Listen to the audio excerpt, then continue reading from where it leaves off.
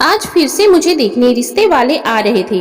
Mummy ने मुझे एक गुलाबी रंग का सूट दिया था और ये बोल दिया था कि तुम्हें उनके सामने कोई भी बात नहीं करनी, बस चाय टेबल पर रखनी है और खामोशी से वहीं पर बैठ जाना है। फिर मम्मी दुआएं करने लगी कि भगवान इस बार हम पर राजी हो जाए और तुम्हारा रिश्ता पक्का हो जाए, ताकि तुम्हारी तो इस गरीबी से जान छूट जाए। मेरी तो सारी उम्र ही इस घर के खर्चे पूरे करने में निकल गए, मगर मैं नहीं चाहती कि तुम भी यहीं इसी दहलीज पर बैठी अपनी उम्र इस गरीबी में गुजारो। अभी तुम कम उम्र हो, इसलिए तुम्हारा रिश्ता भी हो जाएगा। पैसा न सही मगर जवानी तो है कि जब यह उम्र ढल गई तो तुम्हें इसी घर का होकर रह जाना पड़ेगा। भगवान ने मुझे बहुत खूबसूरत शकल सूरत दिया था। अभी मैं सिर्फ 21 साल की ही थी कि मम्मी को मेरी शादी की फिक्र हो गई। मम्मी आए दिन मेरे लिए रिश्ते तलाश करती और रिश्ते वाली आंटी से कहती कि किसी अमीर घराने में मेरी बेटी का रिश्ता करवा दे, फिर तू जो मांगेगी मैं तुझे दूंगी। रिश्ते वाली आंटी जब भी कोई रिश्ता लेके आती तो वो लोग अमीर ना होते और हमारी गरीबी को देखते हुए रिश्ते से साफ साफ इनकार कर देते। मैं काफी मायूस हो गई थी क्योंकि मेरा कहीं भी कोई ढंग का रिश्ता नहीं मिल रहा था। मगर मम्मी ने इस बार मुझे काफी यकीन दिलाया था कि इस बार तो तुम्हारा रिश्ता पक्का ही हो जाएगा। मैं नहीं जानती कि मम्मी के इस यकीन के पीछे क्या राज छुपा है। इस बार रिश्ते वाली आंटी ने मेरी गैर मौजूदगी में मम्मी को सारी डिटेल्स बताई थी कि रिश्ता कैसा है। मम्मी ने मुझे इस बारे में कुछ भी नहीं बताया था। आज मम्मी के चेहरे पर वो परेशानी दिखाई नहीं दे रही थी जो हमेशा आने वाले रिश्तों के वक्त होती थी। इसका मतलब था कि मम्मी को इस बार पूरा यकीन था कि मेरा रिश्ता होकर रहेगा। मम्मी ने मुझे बस इतना ही बताया था कि जहाँ भी तेरा रिश्ता हो रहा है वो लोग बहुत ज्यादा अमीर है, उनका अपना बंगला है, गाड़ी है, घर में नौकर चाकर है, तुम्हें किसी चीज की कोई कमी नहीं होगी। तू वहां जाकर ऐश करेगी और मुझे सारी उम्र दुआएं देगी। मैं मम्मी के आगे कुछ भी नहीं बोल पा रही थी क्योंकि मम्मी की तरफ से भी अब बर्दाश्त की हद हो गई थी। मैं अपने माँ बाप की सबसे बड़ी बेटी थी, जबकि मुझसे छोटी 3 बहनें और भी थी। मम्मी कहती कि पहले जल्दी से तेरा रिश्ता करवा दूं, फिर तेरी बहनों को भी ब्याहना है। मम्मी सारा दिन सिलाई करती रहती जिससे हमारा सबका पेट पल रहा था। बल्कि जब से मैंने होश संभाला था तो मम्मी को आस पड़ोस और मोहल्ले की औरतों के कपड़े सीते हुए ही देखा था और मम्मी ने ये हुनर मेरे हाथ में भी डाल दिया था। कभी कभार मेरा भी मन होता तो मैं भी मम्मी के साथ सिलाई में हाथ बटाती थी, वरना मम्मी मुझे कभी दबाव नहीं डालती। मम्मी मुझे इसलिए भी ज्यादा सिलाई करने नहीं देती कि कहीं मेरे चेहरे की रौनक ही खत्म ना हो जाए और मेरा कहीं रिश्ता ही ना तय हो। इसलिए मम्मी सारा काम खुद ही संभाला करती थी, जबकि पापा चाट का ठेला लगाते। सुबह के निकलते शाम को ही घर आते तो वो बहुत थके होते और फिर अपनी शराबी दोस्तों के साथ बाहर निकल जाते। पापा कुछ खास खर्चा घर पर नहीं दिया करते थे, शायद गरीबी ने उनको भी बहुत मायूस कर दिया था और ऊपर से 4 बेटियों का बोझ। कभी कभी सोचती थी कि अगर पापा का भी कोई बेटा होता तो उनको सहारा हो जाता, मगर 4 बेटियों के बोझ ने उनको भी परेशानी में डाल दिया था। मैंने 10वीं तक पढ़ाई की थी। मेरी छोटी बहनें अभी कॉलेज में पढ़ रही थी, बल्कि सबसे छोटी वाली तो सिर्फ 12 साल की थी और वो स्कूल जाती थी। मम्मी का कहना था कि बेटियों को कम से कम 10वीं तक पढ़ा दो ताकि आगे चलकर उन्हें किसी भी घरेलू हिसाब किताब में कोई परेशानी ना आए। मैंने हमेशा माँ को हर चीज के लिए अपना मन मारते हुए देखा था, इसलिए हम सारी बहनें मम्मी की कोई बात नहीं टालती थी, हमेशा मम्मी का कहना मानती थी। वैसे तो मैं अपने कॉलेज की एक दोस्त जिसका नाम ज्योति था, उसके भाई मोहन को बहुत पसंद करती थी। वो देखने में बहुत खूबसूरत था। वह हमसे थोड़े ऊंचे घराने से था। हम दोनों ही एक दूसरे को पसंद करते थे, मगर इस मोहब्बत की शुरुआत मोहन की तरफ से हुई थी। मगर बाद में मुझे पता चला कि मोहन के माँ बाप ने उसकी शादी अमीर घराने में तय कर दी है, तो मैंने अपने कदम वहीं पर रोक लिए, क्योंकि अगर उसे मेरे घर रिश्ता भेजना होता तो वह मंगनी कभी ना करता, बल्कि अपने माँ बाप को मनाकर हमारे घर भेजता। आज जब मम्मी ने मुझे तैयार होकर इस रिश्ते के लिए बाहर आने को कहा तो मेरा दिल तेजी से धड़क रहा था। शाम के वक्त मेरे रिश्ते वाले आ गए थे। वो लोग बाहर बैठे थे। जब मेरी छोटी बहन नीलम मेरे पास आई तो उसका चेहरा बिल्कुल लटका हुआ था। मैं उसे देखकर थोड़ी परेशान सी हुई, फिर उससे कहने लगी, क्या बात है नीलम, तुम खामोश क्यों हो? लड़का दिखने में कैसा है? वह कहने लगी कि दीदी, मम्मी ने आपको इस रिश्ते के बारे में बताया था। मैंने कहा नहीं। तो वो कहने लगी, अच्छा आप चाय लेकर जाएंगी तो खुद ही देख लेंगी। अब मेरे दिल में बहुत जिज्ञासा पैदा हो गया था। मैंने नीलम के कहने पर फौरन ही चाय का ट्रे उठाया और बाहर चली गई। जब मेरी पहली नजर लड़के पर पड़ी तो मेरे कदम लड़खड़ाने लगे, क्योंकि वो लगभग एक 50 साल का आदमी था। मैं अपने आप पर काबू पाने लगी और आहिस्ता से चलती हुई वो चाय की ट्रे उनके सामने रखी। मेरा दिल जोर जोर से धड़कने लगा था, क्योंकि रिश्ता देखने तो बस दो ही लोग आए थे, एक ये 50 साल का आदमी और दूसरा उनके साथ उनसे भी बड़ी उम्र की एक औरत थी। मैंने इधर उधर लड़के को तलाश किया, मगर मुझे कोई भी लड़का नहीं दिखाई दिया। मम्मी ने मुझे कुर्सी पर बैठने का इशारा किया। मैं उनके सामने कुर्सी पर बैठ गई। वह आदमी मुझे देखते ही मुस्कुराने लगा। उसके देखने का अंदाज मुझे बहुत अजीब सा लगा। अचानक मम्मी ने बताया, बेटा ये करण साहब है, इनसे ही तुम्हारा रिश्ता तय हो रहा है। यह सुनते ही मेरे पैरों तले जमीन निकल गई और सर पर आसमान गिर पड़ा। मैं खामोशी के साथ उठकर अपने कमरे में आ गई और फूट फूट कर रोने लगी। न जाने कब वो लोग चाय पीकर चले गए। फिर मम्मी मेरे कमरे में आई और मुझसे कहने लगी कि इसी सोमवार को तेरी शादी है। मैंने मम्मी से कहा कि मम्मी ये कौन सा जुल्म आप मुझ पर करने जा रही हैं। मम्मी ने कहा कि इसे ही तू अपनी किस्मत समझ, तू वहां जाकर ऐश करेगी।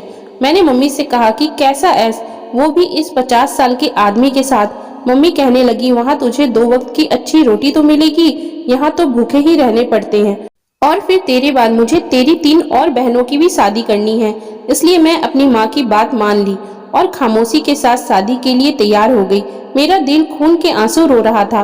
मेरी माँ मेरे साथ इतना बड़ा जुल्म किस तरह से कर सकती है? क्या मैं उनके लिए इतनी बड़ी बोझ बन गई थी कि वह अपने सर से सिर्फ बोझ हटाने के लिए मेरी शादी इस बूढ़े आदमी के साथ कर रही थी? रात को जब पापा घर आए, मम्मी ने उनको ये बात बताई तो पापा बहुत खुश हुए। कहने लगे कि अच्छा हुआ, एक बेटी का तो बोझ कम होगा। यह बात सुनते ही मैं अंदर से बिल्कुल चकनाचूर होकर रह गई थी। मम्मी मेरी शादी की अपनी हैसियत के मुताबिक तैयारियां कर रही थी। मेरी बहनें भी मेरी तरह ही मायूस थी, क्योंकि उनको भी मेरे इस रिश्ते से कोई खुशी नहीं मिली थी। और पापा तो सारा दिन ही घर पर मौजूद नहीं होते थे और शाम को वह नशा करके सुकून की नींद सो जाते थे। मैं अपने दिल का दुख किसी को भी नहीं सुना पा रही थी। और मेरी बर्बादी का वो दिन भी आ गया जिस दिन मेरी शादी थी। मेरा होने वाला पति अपनी बूढ़ी माँ और कुछ लोगों के साथ आया और सादगी के साथ शादी हो गया। मैं ब्याह कर अपने घर चली गई। मेरे विदाई पर मम्मी बेहद खुश थी, क्योंकि उनके सर से अब एक बोझ उतर चुका था और वो बोझ मैं थी। मेरी तीनों बहनें मेरे गले लगकर रो रही थी। उनको मेरे साथ अपनी भी परेशानी थी कि शायद मम्मी उनके साथ भी ऐसा तो नहीं करेंगी कि दौलत के खातिर मम्मी उनकी शादी भी किसी बूढ़े आदमी के साथ कर देंगी। मैंने अपनी बहनों को दिलासा दिया कि मेरे साथ जो हो चुका वो हो चुका, मैं तुम लोगों के साथ कभी ऐसा नहीं होने दूंगी। मैं तुम्हारे रिश्ते खुद तलाश करूंगी और तुम्हारी शादी किसी तुम्हारे ही हम उम्र लड़के के साथ करूंगी। मैंने अपनी बहनों को दिलासा दिया और वहां से विदा होकर अपने पति के साथ उसके घर चली गई। मेरे पति का घर सच में बहुत ही खूबसूरत था। एक बहुत ही प्यारा सा बंगला बना हुआ था, जिसका सपना हमेशा एक लड़की देखती रहती है कि मेरा घर किसी महल से कम ना हो। ये बिल्कुल एक महल नुमा ही बना हुआ था। इस घर में तमाम नौकर चाकर थे। 3-4 गाड़ियां उस बंगले के बाहर खड़ी हुई थी। इस घर में मेरे पति और उनकी माँ के अलावा और कोई भी नहीं रहता था। मेरे वहां पहुंचते ही नौकरों ने गुलाब के फूलों से मेरा स्वागत किया। जब तक मैं कमरे में ना गई तब तक मुझ पर फूल बरसाते रही। मेरी बूढ़ी सास मेरी शादी से बेइंतहा खुश थी। उसने कुछ नौकरों से कह के जो औरतें थी उसके साथ मुझे मेरे कमरे में भिजवा दिया। मैं वहां अपने बेड पर बैठी रही तो कुछ ही देर में मेरा पति कमरे में आया। उसने कमरे का दरवाजा बंद करके मेरे साथ बैठकर कुछ बातें करनी चाहिए, पर मैंने उसकी बातें सुनने से पहले ही उसको बोल दिया कि हम दोनों का रिश्ता एक मजबूरी की वजह से हुआ है। मेरी माँ को मेरे लिए कोई रिश्ता नहीं मिल रहा था। मैं आपसे शादी तो कर चुकी हूँ, पर आपसे कोई संबंध नहीं रख सकती। मैं आपसे इस बात के लिए माफी चाहती हूँ और ना ही आप मुझसे कोई उम्मीद रखिएगा। वो चुपचाप ही मेरी बात सुनकर सोफे पर जाकर सो गए और वहीं बेड पर सारी रात मैं अपनी किस्मत को रोती रही। जैसे ही सुबह हुई तो मेरी सास कमरे का दरवाजा खटखटाने लगी। मेरा पति सोफे से उठकर खड़ा हुआ और अपना तकिया पहले ही बेड पर मेरे तकिए के साथ रखा और फिर जाकर दरवाजा खोला। मेरी सास कमरे में आई और कहने लगी कि आप दोनों को अपनी शादी का पहला दिन बहुत मुबारक हो। मैं आप दोनों की शादी से बेइंतहा खुश हूँ। मेरे पति नहाने के लिए बाथरूम में चले गए और मेरी सास मेरे साथ ही बेड पर बैठ गई। उन्होंने मुझे बोला कि बेटी, मेरे बेटे की पहली बीवी मर चुकी थी, इसलिए मैंने अब तुमको अपनी बहू बनाया है। इस सारे घर की अब तुम ही मालकिन हो। मैं तुम्हें इस घर की रानी बनाकर रखूंगी। मेरी एक ही औलाद है और वो ये मेरा बेटा है। हमारे पास दौलत की कोई कमी नहीं है। कमी है तो सिर्फ प्यार और मोहब्बत की। मुझे तुमसे बहुत उम्मीदें हैं। तुम मेरी उम्मीदों पर खरा उतरना और जल्द से जल्द मुझे एक पोता पोती दे देना। मैं अपने पोता पोती को देखकर ही मरना चाहती हूँ। मेरी सास ने ऐसा कहकर अलमारी से एक खूबसूरत सा जोड़ा निकालकर मेरे सामने रखा और कहने लगी, ये पहनकर तैयार होकर बाहर आ जाओ। हमारे खानदान की कुछ औरतें तुम्हारी मुंह दिखाई की रस्म के लिए हमारे घर पर आ रही हैं। ऐसा कहने के बाद मेरी सास कमरे से बाहर चली गई। मेरे पति भी तैयार होकर बाहर आ गए और मैं भी उन्हीं के साथ अपनी सास के पास जाकर बैठ गई। उनके रिश्तेदार में कुछ औरतें आईं और मेरी मुंह दिखाई की रस्म होती रही। सभी औरतें मेरी बहुत ज्यादा तारीफ करने लगी और मेरी सास के सामने दुआएं देती रही। भगवान आपके खानदान की नस्ल को आगे बढ़ाए और ये लड़की आपको थोड़े से अरसे में एक पोता दे दे। उन सभी के ये बातें मुझे जहर लग रही थी, क्योंकि मुझे अपने पति के साथ बिल्कुल नहीं रहना था। मेरा व्यवहार देखकर मेरा पति ये बात समझ चुका था कि उसका साथ मुझे बिल्कुल भी पसंद नहीं है। मेरी सास एक बहुत अच्छी माँ और बहुत ही अच्छी सास थी। वह अपने बेटे को हर वक्त दुआएं देती रहती। मेरे पति ने मुझे पसंद किया था, पर मेरा रवैया देखकर उनका दिल भी बहुत मायूस हो गया था। वो मुझे अक्सर यही कहता था कि मैं आप पर कोई जोर जबरदस्ती नहीं डालूंगा, आप जैसा कहेंगी मैं वैसे ही आपके साथ रह लूंगा। बस मेरी माँ के सामने कभी भी ये बात नहीं आनी चाहिए कि हम दोनों के बीच पति पत्नी वाला कोई भी रिश्ता नहीं है। बस आप मेरी माँ को खुश करने के लिए मेरे साथ नॉर्मल रवैया रखिएगा। इसके अलावा मैं आपकी हर बात मान लूंगा। मेरा पति दिल का बहुत ही अच्छा इंसान था।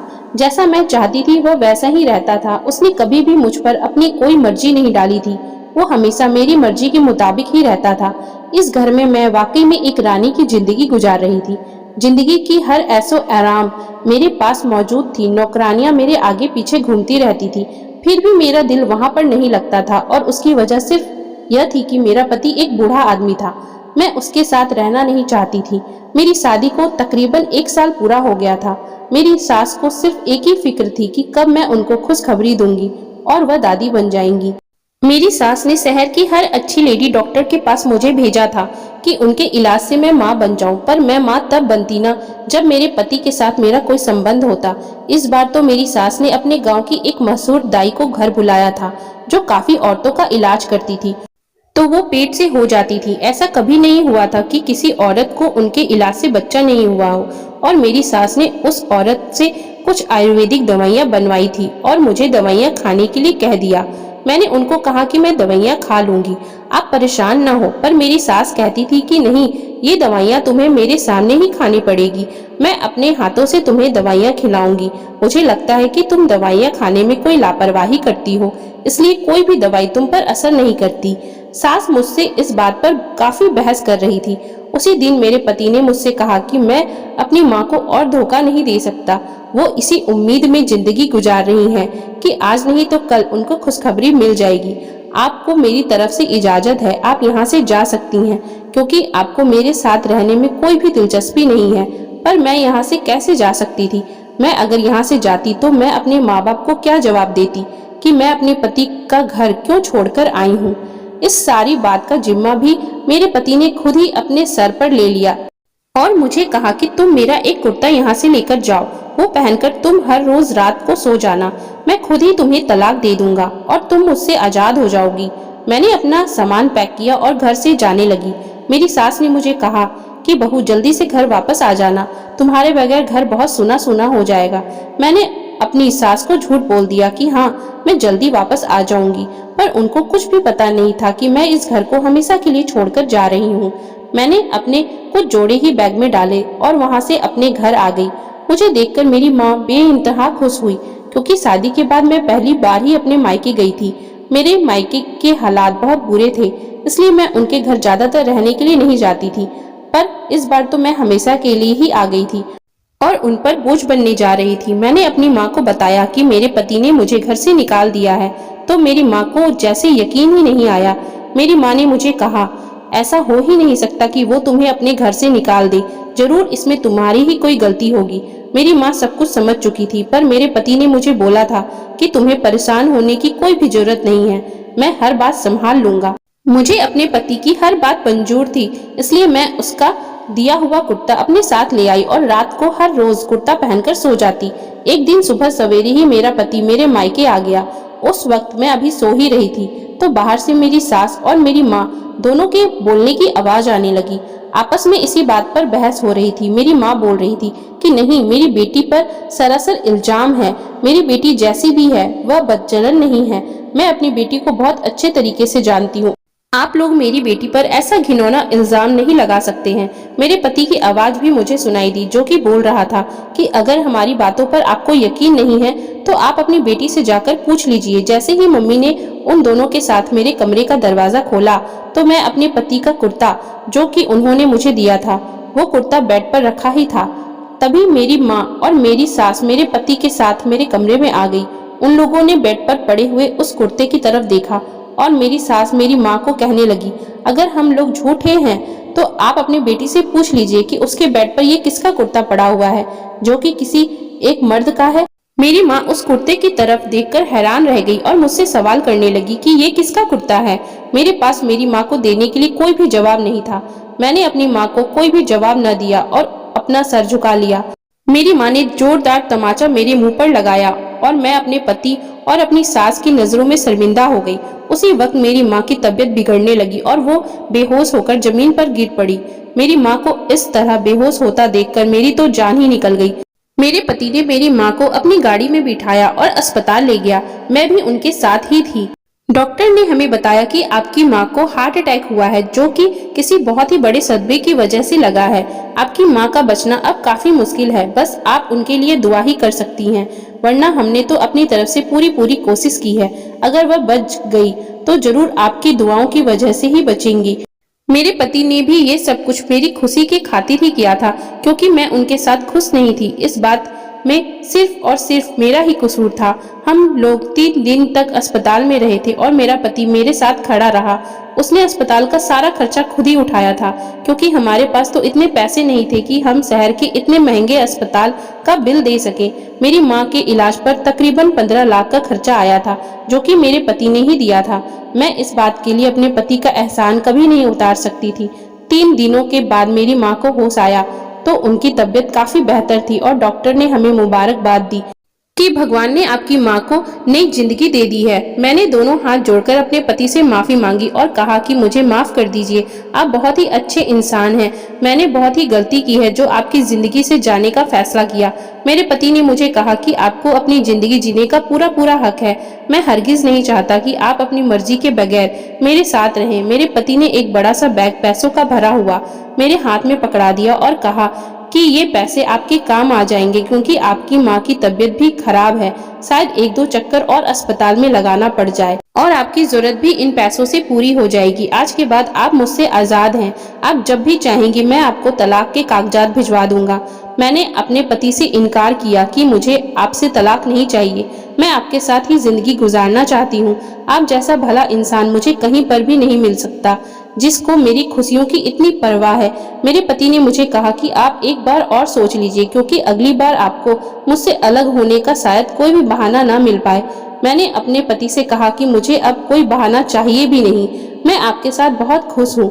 मेरी सास से भी मैंने माफी मांग ली और सारी हकीकत से आगाह कर दिया कि मैं कोई बच्चलन लड़की नहीं हूँ। मेरे पति की उम्र मुझसे बड़ी थी, इसलिए हम दोनों ने मिलकर ये प्लान बनाया था कि इसी तरह हम दोनों अलग हो सकते हैं। मेरी सास ने मुझे कहा कि जरूरी नहीं कि जैसा हम चाहते हैं वैसी ही जिंदगी हमें मिले। आपको जिंदगी की हर खुशी यहाँ पर मिलेगी। आपकी किस्मत में यही पति लिखा हुआ था। अब आप उसको दिल से कबूल कर लीजिए। मैंने अपनी सास से वादा कर लिया कि आज के बाद आपको और मेरे पति को मुझसे कोई भी शिकायत नहीं मिलेगी। मैं आप सबको खुश रखने की बहुत ही ज्यादा कोशिश करूंगी। उस दिन के बाद मेरा और मेरे पति का संबंध बहुत ही अच्छे हो गए। तकरीबन 6 महीने के बाद मैंने अपनी सास की ख्वाहिश भी पूरी कर दी, जो कि वह चाहती थी कि मैं उम्मीद से हो जाऊं और उनको पोता दे दूं। जब मेरी सास ने ये खुशखबरी सुनी, उनकी खुशी देखने लायक थी। वो बेइंतहा खुश थी कि अब जल्दी से उनकी गोद में पोता आ जाएगा। ये खबर तो मेरी सास ने मिठाई भिजवाकर पूरे खानदान को दे दी थी कि अब जल्द ही मैं दादी बनने जा रही हूँ। मेरे पति भी इस बात से बेइंतहा खुश थे और मेरी शुक्रिया अदा कर रहे थे कि मैंने उनको और उनकी माँ को इतनी बड़ी खुशखबरी दी है, और वो मेरा बहुत ही अच्छे से ख्याल रखते थे। जबकि घर में बहुत सारी नौकरानियां भी थी, फिर भी वो मेरे खाने पीने का खुद ख्याल रखते थे। 9 महीने गुजर जाने के बाद जब भगवान ने मुझे चांद सा बेटा दिया तो हमारे घर में खुशियां ही खुशियां थी। मेरे मायके वाले भी उस दिन हमारे घर पर आए हुए थे। उस दिन तो हमारे घर में जैसे खुशी का समा था। मेरे मायके वाले और मेरे ससुराल दोनों ही बहुत ज्यादा खुश थे और उन सबको खुश देखकर मैं भी बेइंतहा खुश थी। मैं अपनी गलती पर बहुत ज्यादा पछताई थी, पर भगवान का शुक्र अदा किया था कि मेरा ससुराल बहुत ही अच्छा था, जिसने मुझे माफ कर दिया और फिर से अपना लिया। अब हम सब घर वाले अपने छोटे से फूल जैसे बच्चे के साथ सारा दिन खेलते रहते थे और सब बहुत खुशी से जिंदगी गुजार रहे थे। तो दोस्तों, अगर आपको हमारी आज की ये कहानी पसंद आई हो तो कृपया आप हमारे चैनल को लाइक, शेयर एंड सब्सक्राइब जरूर कर लें, जिससे हम आपके लिए और भी अच्छी अच्छी कहानियां लाते रहें। Thank you for watching.